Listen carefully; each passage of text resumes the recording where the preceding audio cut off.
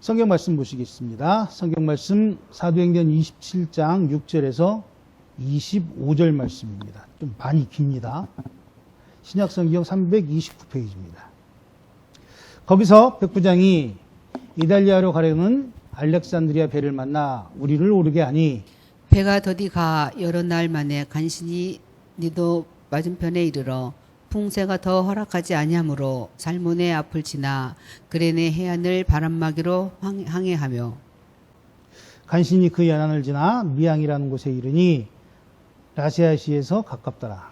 여러 날에 걸려 금식하는 절기가 이미 지났으므로 항해하기가 한지라 바울이 그들을 권하여 말하되 여러분이요 내가 보니 이번 항해가 하물과 배만 아니라 우리 생명에도 타격과 많은 손해를 끼치리라 하되 백부장이 선장과 선주의 말을 바울의 말보다 더 믿더라. 그 항구가 겨울을 지내기 불편하므로 거기서 떠나 아무쪼록 베닉스에 가서 겨울을 지내자 하는 자가 더 많으니 베닉스는 그레데 항구라. 한쪽은 서남을 한쪽은 서북을 향하였더라. 남풍이 순하게 불매 그들이 뜻을 이룬 줄 알고 닻을 감아 그레데 해변에 끼고 항해하더니 얼마 안 되어 섬 가운데서부터 유라굴로라는 광풍이 크게 일어나니 배가 밀려 바람을 받추어 갈 수 없어 가는 대로 두고 쫓겨가다가 가우디라는 작은 섬 아래로 지나 간신히 거루를 잡아 끌어올리고 줄을 가지고 전체를 둘러 감고 수르디스에 걸릴까 두려워하여 연장을 내리고 그냥 쫓겨가더니 우리가 풍랑으로 심히 애쓰다가 이튿날 사공들이 짐을 바다에 풀어버리고 사흘째 되는 날에 배의 기구를 그들의 손으로 내버리니라. 여러 날 동안 해도 별도 보이지 아니하고 큰 풍랑이 그대로 있음에 구원의 영광마저 없어졌더라. 여러 사람이 오매 먹지 못하였음에 바울이 가운데 서서 말하되 여러분이여 내 말을 듣고 그레데에서 떠나지 아니하여 이 타격과 손상을 면하였더라면 좋을 뻔하였느니라. 내가 너희를 원하노니 이제는 안심하라. 너희 중에 아무도 생명에는 아무런 손상이 없겠고 오직 배뿐이니라. 내가 속한 바 곧 내가 섬기는 하나님의 사자가 어젯밤에 내 곁에 서서 말하되 바울아 두려워하지 말라. 네가 가이사 앞에 서야 하겠고 또 하나님께서 너와 함께 항해하는 자를 다 내게 주셨다 하였으니 그러므로 여러분이 안심하라. 나는 내게 말씀하신 그대로 되리라고 하나님을 믿노라. 아멘.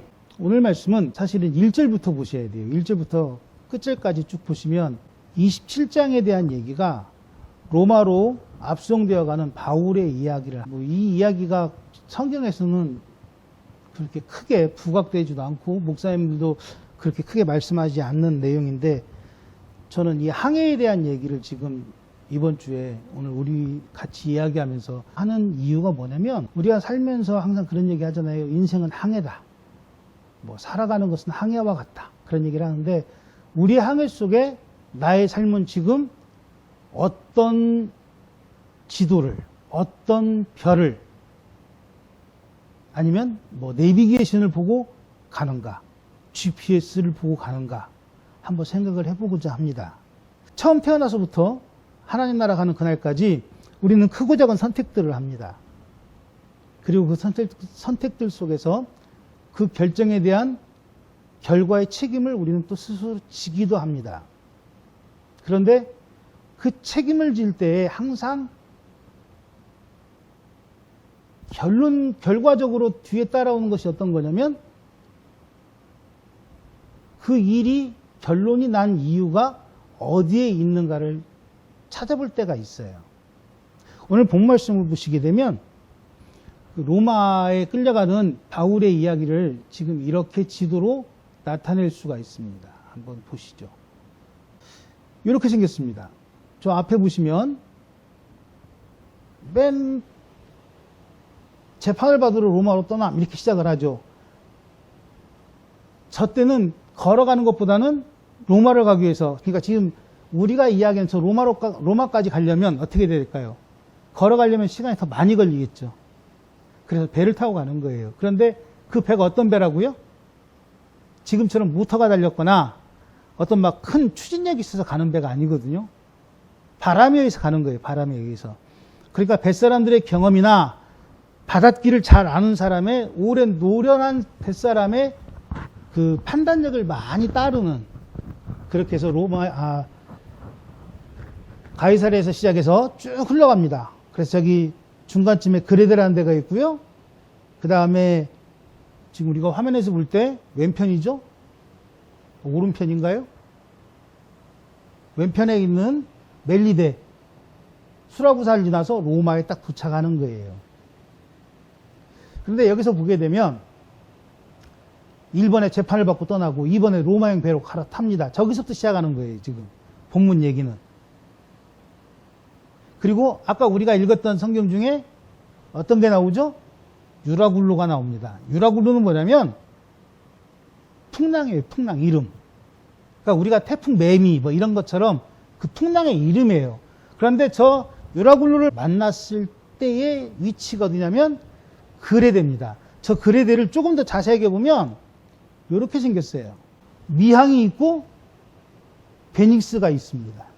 그 이야기가 뭐냐면 지금 유라굴로를 만난 그 상황의 얘기를 지금 하는 거예요. 그런데 오늘 우리가 본문대로 돌아가서 얘기를 한다 그러면 이런 얘기입니다. 로마까지 가기 위해서 배를 탑니다. 그리고 그 배 속에, 배 탄 중에서 어떤 일을 만나냐면 어떻게 가야 가장 빨리 지금 성경대로 얘기해서 이탈리아에 도착할 것인가, 이탈리아, 로마에 도착할 것인가를 계산합니다. 그리고는 그 백길을 따라 쭉 흘러가죠. 그래서 3절에 시돈이 나오고요. 4절에 구부로 해안이 나옵니다. 그리고 5절에 무라가 나오고 7절에 그레데 해안에 도착하는 거예요. 다시 지도를 보실게요. 7절 말씀이 저 그레데가 거기서 나오는 거예요. 미항에 들어갑니다. 보이시죠? 미항이라는 곳. 그리고 저기 숫자를 보면 뭐라고 써있죠? 65km. 그레데 섬에 미항이라는 곳과 베닉스라는 곳은 65km가 떨어졌어요. 광주에서 군산이 한 100km 나오니까 한 김제나 부안 정도 되겠네요. 그 정도 거리를 가면 베닉스가 있는 거예요, 미항에. 이걸 염두에 잘 두시면 돼요, 이거를. 미항이라고 하는 항구와 65km만 가면 베닉스라고 하는 항구가 있어요. 저 그레데 섬에는. 그런데 어떤 상황이냐면 미항이라는 곳은 지금 성경상에 얘기하면 항구가 이렇게 안으로 들어간 모양이에요. 뭐라 그러죠? 만이라 그러나요? 안으로 해서 항구 자체가 들어가 있는 곳이에요. 그리고 여기는 어떻게 보면 좀 이게 어촌 도시예요. 어촌. 그런데 65km를 떠나서 조금만 가면 저 베닉스라는 곳은 어떤 곳이냐면 항구입니다. 어촌 마을이 아니라 항구예요. 그럼 여기서 우리가 알 수 있는 게 뭐가 있을까요? 어촌 마을은 조그맣다고 이미 생각되시죠? 항구라고 하면 어촌보다는 더 큰 곳이에요. 9절 말씀에 금식 기간이 끝났다라고 얘기합니다. 지나서라고 시작을 합니다. 무슨 말씀이냐면 이제 겨울이 돌아오는 시기가 된 거예요. 성경 말씀대로 하게 되면 그 겨울을, 다가오는 겨울을 65km를 빨리 가서 베닉스라고 하는 저 항구에서, 저 큰 도시에서 지낼 것인가, 아니면 금식 기간 동안에 힘들었던 사람들이 몸을 추스리기 위해서 미항이라고 하는 조그마한 항구에서, 어촌 마을에서 겨울을 지낼 것인가를 생각해야 될, 선택해야 될 시기가 바로 9절 말씀에서 말씀하고 있는 거예요, 본문에서. 그러니까 오늘 본문 말씀을 막 되게 복잡하게 생각하시고, 안 믿는 사람과 믿는 사람의 차이, 안 믿는 사람의 눈과 믿는 사람의 눈의 차이, 그리고 하나님의 말씀을 잘 아는 사람이 하는 경고를 무시한 사람의 미련함, 이런 것보다도 저는 그걸 생각해 보자는 거예요. 우리가 세상을 살아가면서 눈에 보이는 것과 내가 알고 있는 것에 의해서 결정짓는 것들이 많아요. 결정짓는 것들이. 그런데 어떤 것은 조그만 어촌 마을에서 한 2달, 3달 정도 있어야 될 시간이 있어야 할 기간과 좀 막 그 어촌마을보다는 크면서 화려한 볼거리도 많고 놀거리도 많은 항구 도시에 가서 지낼 것인가를 선택할 시기가 우리에게 있거든요. 오거든요. 그때 우리는 어떤 선택을 하냐는 거예요. 사도 바울의 로마 압송 얘기는 우리에게 어떤 풍랑을 만나서 섬에 가서 뭐 기도를 했더니 하나님께서 그런 이야기도 하시겠지만 더 중요한 건 뭐냐면 나의 삶에 하나님 나라까지 가는 그 과정에서 너는 어떤 선택을 하겠느냐라고 물어볼 때가 더 많다라는 거예요. 우리가 믿는 사람으로서 항상 고민하는 건 그런 거 아닙니까? 세상 사람들의 기준에 내가 살아가는 것과 하나님 나라의 사람의 기준에 내가 살아가는 것이 부딪힐 때 우리는 고민하게 되잖아요.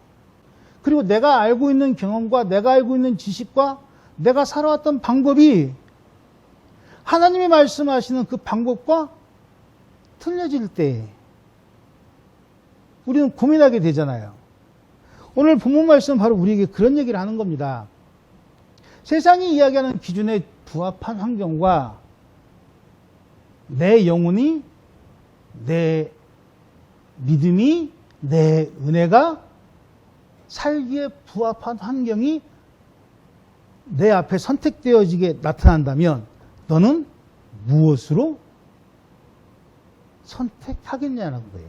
어떤 것을 선택하겠냐는 거예요. 미양이 될지 베니스가 될지 이 선택은 누가 하는 겁니까? 내가 하는 겁니다. 그런데 오늘 복말씀에는 누가 선택하죠? 사도 바울이 선택하는 게 아닙니다. 율리오라고 하는 백부장이 선택하는 거예요.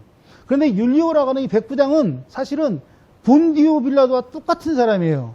어떻게 했죠? 본디오 빌라도가 어떤 사람으로 유명하죠? 예수님을 십자가에 못 박으라고 내준 사람이 빌라도입니다. 그러면서 그는 뭐라 그러죠? 손을 씻으며 나는 죄가 없다. 내 죄는 니들이 다 가져라. 너희들과 나는 다르다면 손을 씻습니다. 그렇다고 해서 그 사람의 죄가 사라질까요? 아니잖아요. 율리오도 마찬가지예요. 율리오가 바울을 십자가에 못 박았다는 게 아니고 율리오의 이야기는 이런 겁니다. 저 유라굴로를 만나는 시기에 미양에 있어야 될지 베닉스에 가야 될지 선택해야 되는 그 결정권이 누구한테 있었냐면 이 백부장에게 있었던 거예요. 그 백부장 이름이 뭐라고요? 율리오입니다. 이 율리오에게 선장이나 선주나 선원이나 다 얘기합니다. 백부장님, 기왕이면 여기서 60km만 가면 크고 화려하고 겨울을 지내기에 딱 좋은 베닉스라고 하는 항구가 있습니다. 굳이 우리가 이 미항이라고 하는 조그마한 어촌마을에 있어야 되겠습니까? 이 조그만 동네에 있어야 되겠어요? 겨울은 길고 춥습니다. 여기 살 수 있는 거라고는 산책하는 것과 그저 그냥 조용히 지내는 것밖에 없어요 라고 얘기하는 거예요. 그땐 이 유라굴로라고 하는 풍랑을 만난 때가 아니에요. 미항에서 출발해서 베닉스에 갈 때 만나는 거예요. 유라굴로는. 미항이라는 곳에서 이미 금식기간이 끝나서 이제 겨울을 지나야 할 때가 된 거예요.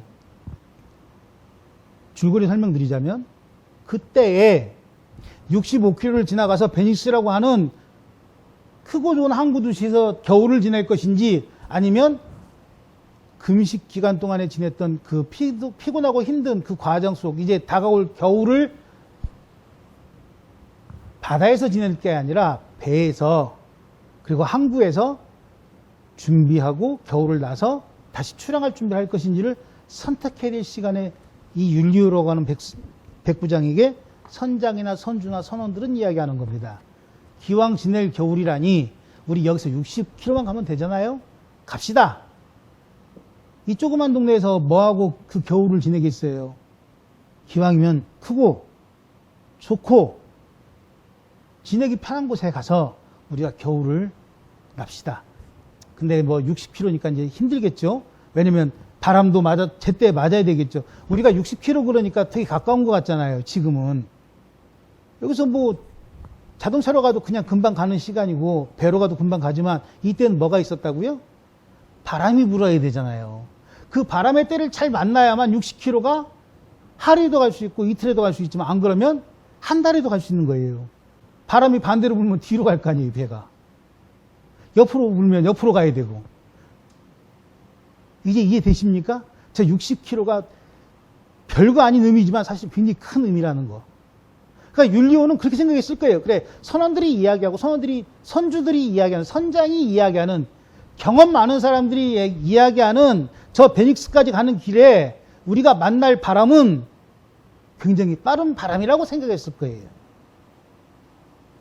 이 사람의 신앙이 잘못됐다거나 이 사람의 판단이 잘못된 게 아니라 가장 우리가 이야기할 때 가장 뭐라 그러죠? 선택할 수 있는 최선의 방법을 선택한 게 바로 율리오예요. 이 시기에는. 왜? 경험 많은 사람들의 이야기를 들었고요. 그동안 통계를 봤을 거예요. 확률상 베닉스까지 가는 데는 얼마 걸리지 않을 거라는 계산에 의해 출발합니다. 그런데 이때 누가 반대했다고요? 바울이 반대했어요. 바울만 하지 맙시다. 가지 맙시다. 그건 가는 길은 좋지 않습니다. 얘기합니다. 그런데 이 배는 어느 정도의 규모의 배인 거냐면 총 276명이 타고 있어요. 저 배에는. 이 배에 사람이 몇 명이라고요?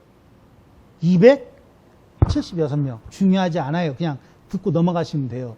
276명이 타고 있었다는 얘기는 뭐예요? 276명이 로마까지 가기 위해서 먹어야 될 식량을 다 실지는 않았겠지만 최소한 3분의 1은 실었을 거예요. 먹어야 될 물도 실었어야 되고요. 그리고 우리가 알고 있는 다른 음료도 실었을 거예요. 그리고 죄수들만 싣고 갔을까요? 아니죠. 화물도 실었어요. 성경에서 그걸 하물이라고 말하는데 화물도 싣고 갑니다. 그럼 저 배는 어떤 배예요? 굉장히 규모가 있는 배였던 거예요. 바람을 제때 만나지 못하면 하루 이틀은 그냥 바다에 떠 있어야 되는 배란 말입니다. 그런데 그 배에 바울이 이야기하는 겁니다. 미양에 있읍시다. 미양에 있어야 됩니다. 그때 율리오만이 출발을 명합니다. 왜? 출발을 명할 수 있는 건 누구니까? 백부장이니까. 물론 선장도 되겠지만 선장보다는 지휘권을 갖고 있는 게 율리오가 더 셌을 거예요. 그런데 그 한 사람의 선택, 율리오의 선택이 아니라 율리오와 같은 선택을 했던 누구? 선장, 선원, 그리고 저 배의 주인, 선주까지 그 선택으로 인해 어떻게 되죠? 다 버리는 일이 발생하게 되는 겁니다. 그때 사용되었던 풍랑의 이름이 뭐라고요? 유라굴로입니다. 유라굴로가 풍랑으로 사용되어진 겁니다. 그래서 우리는 또 그렇게 합니다. 유라굴로는 시험이라고. 맞아요. 이건 시험이에요. 왜 시험일까요? 제가 연단이라고 말하고 어떤 건 시험이라고 말하고 그러니까 막 헷갈리시죠. 시험은 뭐예요? 내가 잘못 선택한 것을 하나님께서 훈계하실 때가 시험입니다. 그런데 하나님이 나의 신앙의 주도권을 잡으시고 나를 움직이실 때는 그것이 바로 연단입니다. 그 연단과 훈계를 헷갈리시면 안 돼요. 그런데 우리는 자꾸 연단과 훈계를 같이 써요. 그러다 보니 오늘 이 바울의 사건 또한 그렇게 막 짬뽕이 돼버리는 거예요. 그리고는 말합니다. 교역자의 말을 듣지 않고 성도 마음대로 하면 어떻게 한다고요? 하나님께서 유라굴로를 보내실 거다.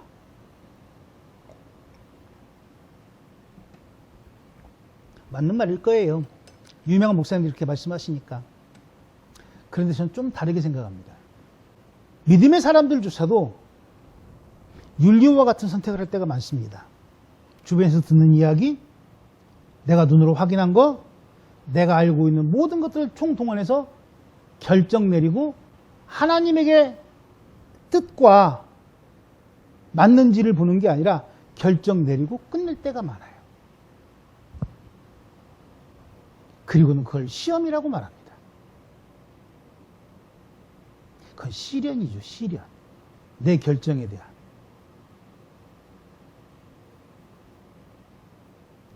바울의 여정을 보시면 아까 지도를 제가 지금 2개를 보여드렸는데 이번 지도는 좀 달라요. 한번 이번 지도 보세요. 이번 지도를 보시면 똑같아요. 이렇게 쭉 똑같이 나가는데 잘 보세요. 좀 익숙한 동네들이 보이지 않으십니까? 바울이 세웠던, 만났던, 사역했던, 편지했던 교회들이 지도에 같이 올라와 있습니다. 바울의 여정은 끌려가는 순간에도 하나님의 그 역사의 순간에 함께했던 그 과정을 밟게끔 하신 거예요. 하나님께서는 우리를 선택하실 때, 그리고 우리를 인도하실 때 우리가 가장 잊기 쉬운 게 뭐냐면, 내가 연단이 되었건 시험이 되었건 그 삶의 현장에 서 있을 때 하나님은 나를 버린다고 생각을 해요. 하나님은 나와 떠나 있다고 생각을 해요.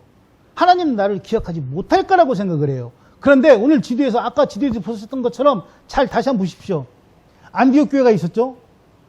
골로새 교회가 있죠. 에베소 교회가 있죠. 바울이 끌려가는 그 사건의 길목에는 사도 바울의, 그리고 하나님이, 성령님이 함께 하시던 그 역사의 교회들이 같이 갑니다. 이게 하나님의 일이에요. 그런데 우리는 저걸 자꾸 어떻게 생각하냐면, 눈에 보이지 않기 때문에 나와 멀다고 생각해요. 내 것이 아니라고 생각을 해요. 나와 함께하지 않는다고 생각을 해요. 우리는 24년도를 이제 시작해서 한 달이 지났고 이제 2달째 시작을 하고 있습니다. 이제 좀 있으면 이제 3월달 올 거예요. 3일절 만세운동 이제 설교 준비를 해야 되는데, 목사님들 이게 커뮤니케이션에 들어가 보면 이 부정, 우리가 설날이라고 말하는 부정에 대해서 좀 무슨 얘기냐면, 부정은 뭐 음력설은 귀신의 설이고, 뭐 유괴에 찌들어서 뭐 미신의 설이고, 신정을 해야 된다. 이런 일인날이 진짜 설날이다. 막 그런 얘기를 하는데, 어떻게 맞는지는 모르겠어요. 각자 판단하시면 됩니다. 다만 저는 좀 다르게 생각을 해요. 신정이 되었건 부정이 되었건 중요한 건 쉬는 날이 더 많다는 게 중요합니다. 그리고 또 한 가지, 신정이 되었건 부정이 되었건 우리가 다시금 새해를 시작할 수 있는 나의 삶을 돌아보는 것이 더 중요하다고 생각을 합니다. 아무튼 나를 다시 시작하는 게 되게 중요한 겁니다. 그런데 더 중요한 건 뭐냐면, 저 어렸을 때는 그렇게 교육받았어요. 음력설에는 우상에게 절하지 말고, 심지어는 조상한테도 절하지 말라는 목사님들이 있었어요. 우상숭배라고, 그게. 그런데 저는 다르게 말씀드리고 싶어요. 신정이 되었건 구정이 되었건 설날이 되었건 1월 1일 첫날이 되었건 중요한 건 뭐냐면, 믿지 않는 사람이나 믿는 사람들에게, 모든 사람들에게 마찬가지예요. 내가 하나님의 사람임을 증거하는 날로 그날은 삼는 날이에요. 그게 더 중요한 거지, 귀신의 설날이 됐건, 귀신의 첫날이 되었건, 그럼 1월 1일은 왜 하나님의 첫날이에요? 논리도 참 없잖아요. 그러니까 어떤 걸 보느냐에 따라서 그런 이상한 말들을 만들어낼 수 있다니까요. 마찬가지입니다. 압송되어가는 그 순간순간마다 하나님이 함께 하셨던 그 시간을 알아가는 것, 그리고 그 시간 속에 하나님이 같이 한다라는 사실을 안다면, 우리가 선택하는 우리의 인생에서 선택하는 것들은 되게 쉬울 수가 있다는 거예요. 대통령을 하나 뽑아가지고 1년 반을 보내고 있지만 우리의 선택에 의해서 뽑혀진 대통령이에요. 내가 찍었건 안 찍었건 어쨌든 간에 0. 몇 프로가 됐건 1%가 됐건 앞섰으니까 대통령이 된 거예요. 그럼 그 선택은 누구의 선택이에요? 우리의 선택이에요. 내 선택은 아닐지라도. 다만 그 우리의 선택의 책임은 누가 져요? 우리가 지는 거예요. 마찬가지입니다. 24년도가 한 달 전에 1월 1일 날 시작되었건, 아니면 어제 2월 10일 날 시작되었건, 언제 시작된 건 중요한 게 아니에요. 이제 나의 선택으로 살게 될 24년도는 무엇으로 선택할 거냐는 거예요. 바람만 보고 해안만 보고 배의 크기만 보고 나와 함께 따라가는 사람들의 이야기만 듣고 그리고 나를 먼저 앞서갔던 선장이나 선주나 선원들의 이야기를 경험이 많은 사람들의 이야기가 우선으로 나의 삶을 좌우하는 24년도가 된다면 우리는 언제 그레데의 섬을 지나갈지도 모르고 우리는 언제 미양에 입항할지도 모르고 우리는 언제 유라굴로를 만나서 풍랑에 내가 죽게 되었다라고 고백할지도 모른다라는 거예요. 그럼에도 불구하고 우리는 거기에 되게 무감각합니다. 아니, 무신경하죠. 왜일까요? 아까 제가 잠깐 말씀드린 것처럼 선택은 내가 한 게 아니고 우리가 했거든요. 그러니까 내 잘못보다 네 잘못이 더 크다라고 이야기할 수 있는 거거든요. 선택을 하실 때는 정확하게 하셔야 됩니다. 그래서 설교 제목이 나의 선택입니다. 24년도 어떤 선택을 하시며 사시겠습니까? 유라굴로를 향하여 나아가는 베닉스로 가는 이 배를 타고 가실 겁니까? 아니면 하나님께서 내게 예비해 놓으신 그 미양에 들어가 나의 삶을, 나의 신앙을, 나의 믿음을 더 갖추고 더 충만하게 하고 더 체험한 후에 로마를 향해 나아가시겠습니까? 여러분들에게 있습니다.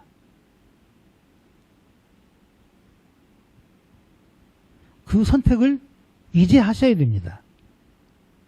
1월 달에는 설날이 있으니까 그냥 결심합시다라고 얘기했지만 이제 진짜 시작했잖아요. 이제 앞으로 다시 시작할 날은 없거든요. 24년도에는. 작십 3일로 매일 할 수도 있지만 절기로 따졌을 때는 시작하는 마지막 날이거든요. 선택하십시오. 어떤 선택을 하시든지 여러분의 선택은 존중됩니다. 하나님도 여러분들의 선택에 대해서 막 훈수 두지 않으실 거예요. 다만 그 선택은 누구의 책임이라고요? 배에 같이 타고 있는 바울의 책임이 아닙니다. 배에 싣고 있는 화물의 책임도 아니고요. 배에 실어놓은 나의 식량의 책임도 아닙니다. 그 선택은 바로 내가 결정한 거니까. 그리고 그 선택을 날마다 다시 하시면 돼요. 그리고 기억하시면 돼요. 거기에서 하나님이 은혜를 허락하시고 거기서 하나님이 추진력을 허락하시는 거예요. 신앙의 선택 뭔가 막 굉장히 거창한 것 같잖아요. 아닙니다. 신앙의 선택은 되게 간단합니다. 내 것이 아닌 하나님의 것을 보면 됩니다. 그 하나님의 것이 뭐예요? 그 하나님의 것은 요한일서 3장 18절에 그렇게 말씀하십니다. 자녀들아, 우리가 말과 혀로만 사랑하지 말고 무엇과? 행함과 진실함으로 하자. 나라를 사랑하는 것, 교회를 사랑하는 것, 내 형제를 사랑하는 것, 내 부모를 사랑하는 것, 내 자녀를 사랑하는 것. 그 모든 것들이 바로 3장 18절 말씀에 어긋나지 않으셨으면 좋겠어요.